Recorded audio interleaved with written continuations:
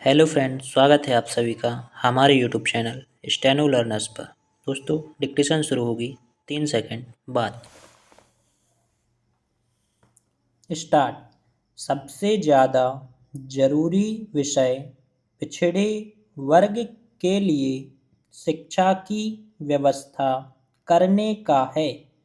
उच्च स्तर पर इसके बारे में जब तक कार्यवाही नहीं की जाती तब तक उन लोगों में शिक्षा का विकास नहीं हो सकता। शिक्षा के क्षेत्र में अगर उनका विकास करना है तो उनके लिए छात्रावास की व्यवस्था करना बहुत ज़रूरी है।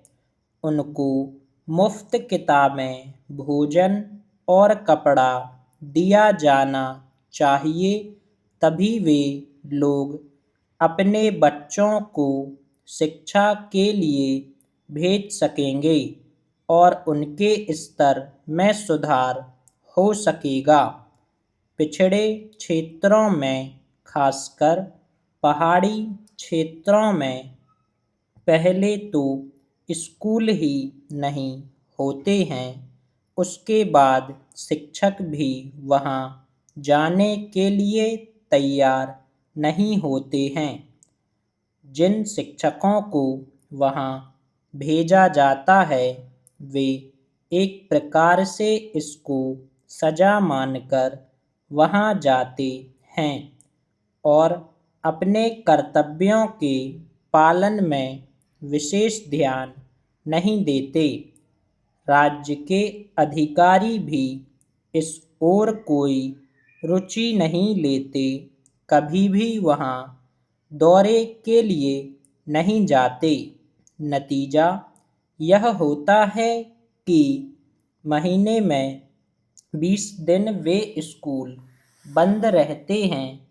इसलिए शिक्षकों में इन स्कूलों में दिलचस्पी बनाए रखने के लिए सरकार की ओर से कुछ विशेष भत्ता दिया जाना चाहिए, जिससे वे इस काम को सजा मानकर नहीं बल्कि सेवा भाव से करें।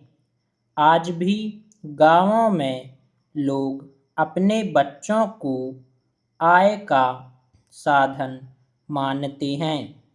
उनके द्वारा पशुओं के चराने का काम लिया जाता है, मजदूरी कराई जाती है, खानों में काम लिया जाता है।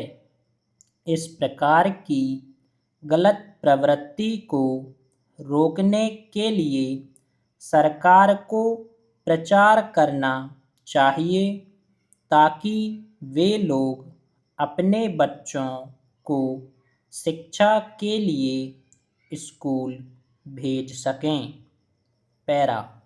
राज्यों में जो स्कूल हैं उनका स्तर आजकल बहुत गिरा हुआ है।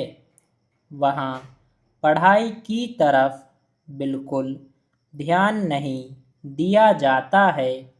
कई जगहों पर आपने केंद्रीय स्कूल खोले हैं। मैं चाहता हूँ कि प्रत्येक जिले में कम से कम एक केंद्रीय स्कूल हो जो शिक्षा मंत्रालय द्वारा चलाया जाए, ताकि उस क्षेत्र के दूसरे स्कूल उस स्कूल से लाभ उठा सकें और वहाँ पर बच्चों की पढ़ाई का स्तर ऊंचा हो सके। पैरा। दोपहर के भोजन के संबंध में पिछले बजट के समय सरकार की ओर से घोषणा की गई थी। मैं नहीं जानता कि उस योजना को कहाँ तक कार्यान्वित किया गया है। जहाँ-जहाँ इस समय भोजन दिया लाभ उठाया जा रहा है, उस भोजन में पौष्टिक पदार्थ नाम कि कोई चीज़ नहीं। स्टॉप।